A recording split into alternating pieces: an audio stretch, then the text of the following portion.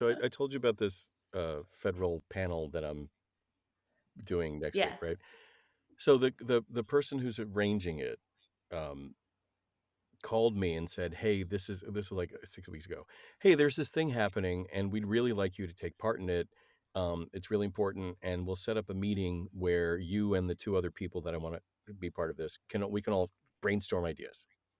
Great. I waited for a call that never came, and then 2 weeks later, one of the people that she had mentioned, a friend of mine who is well known for working, doing all kinds of incredible things for people who are autistic, called and said, "Hey, there's this panel happening and I want to talk to you about your ideas." And I said, "Didn't you talk to so and so?" "Oh, well, she mentioned something." I said, "Well, there was supposed to be a conference with four of us talking about ideas."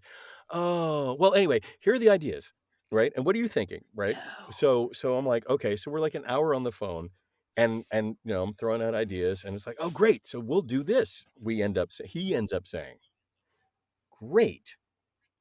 We leave it that I'm going to moderate a discussion for an hour because he and I have done work together, and I'm a very good moderator. Today, I got an email that's addressed to me and 7 other people saying, "Thank you for agreeing to be a panelist at our da da da da. Please arrive at this Oh my time, da goodness. da da." And I I called him and just said, "What the fuck?"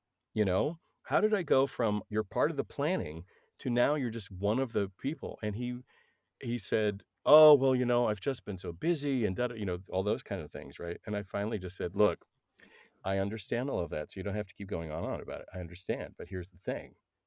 You know I'm autistic. That's why you wanted me here. We have worked together, and I've talked to you for 3 years about all kinds of things that are part of you study autism, and for you to include me in something and then shut me out of it is a variation of nothing about me without me."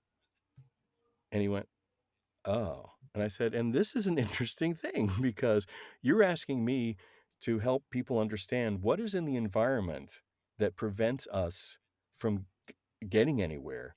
And I'm going to tell you, this is one of the things, which is That. that that you held on to information that is crucial to my well-being. And you knew that it was crucial to my well-being because you explicitly invited me in because of that.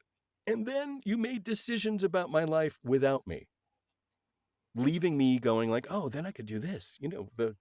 Anybody would be doing. And then, "Oh, it'd be really cool. I could make this joke." And, I've been doing all this stuff.